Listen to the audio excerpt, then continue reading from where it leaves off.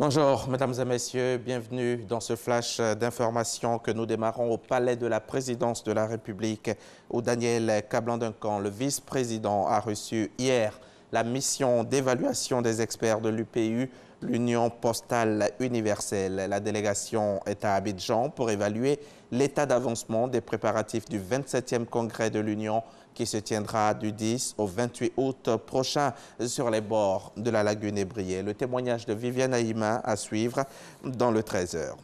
Yamoussoukro a abrité récemment le traditionnel séminaire bilan de la Direction générale des impôts, un rendez-vous annuel qui réunit chaque début d'année les membres du comité de direction élargi.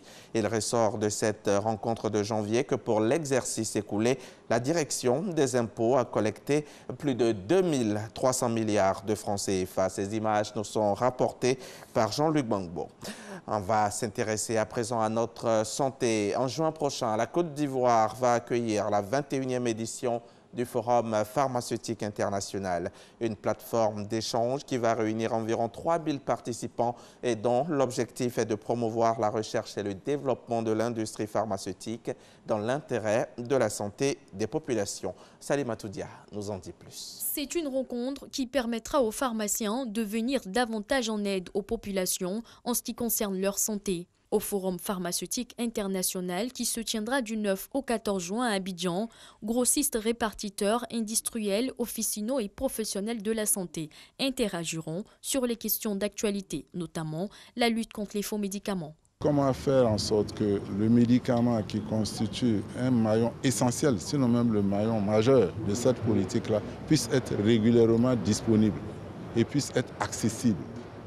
Dans le cadre de la couverture maladie universelle, le processus a démarré. Comment l'améliorer, comment faire en sorte que tout le monde, toute la population y ait accès. Évidemment, ça, ce sera un gain. Le deuxième impact sur la population, c'est la qualité des produits, des médicaments, je vous ai dit tout à l'heure. Comment faire en sorte que les populations n'aillent pas s'intoxiquer avec des médicaments de mauvaise qualité? Quelles sont les politiques, notamment en termes de traçabilité? C'est pour débattre de tout ça. Donc voici les impacts réels sur la population.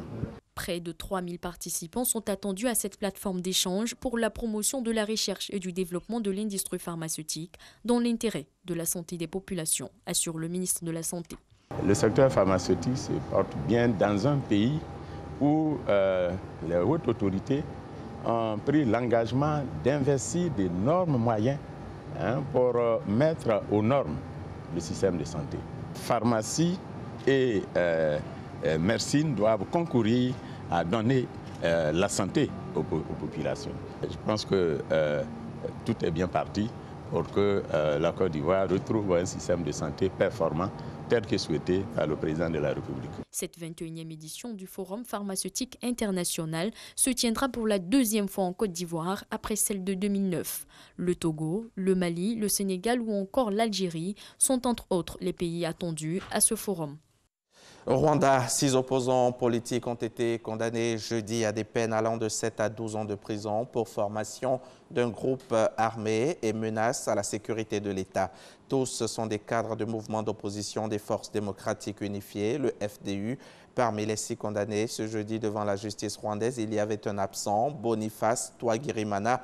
Le vice-président de ce mouvement non reconnu par l'État a écopé de 10 ans de prison alors qu'il est porté disparu depuis octobre 2018. Il était détenu dans la prison de Nyanza, dans le sud du pays, et les autorités affirment qu'il s'est évadé, une version refutée par ses proches qui estiment qu'il a été enlevé.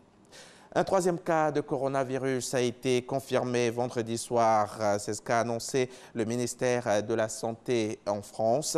En début de soirée, la ministre Agnès Buzyn avait déjà confirmé 2 premiers cas, soulignant qu'il s'agissait des premiers cas européens. Les 3 patients ayant séjourné en France sont actuellement hospitalisés dans des établissements de santé de référence.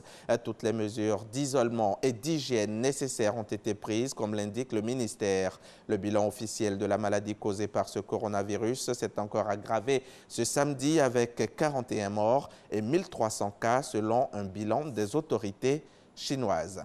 Un séisme de magnitude 6,8 sur l'échelle de Richter a frappé hier vendredi l'est de la Turquie, faisant au moins 20 morts, un bilan encore provisoire. La terre a tremblé dans le district de Sivris, dans la province d'Elazig. La Turquie est située sur plusieurs lignes de faille, aussi est-elle fréquemment touchée par des séismes. En 1999, un tremblement de terre de magnitude 7,4 avait frappé le nord-ouest du pays, faisant plus de 17 000 morts, dont 1 millier à Istanbul. À la fin de ce flash, rendez-vous 13 h pour le journal.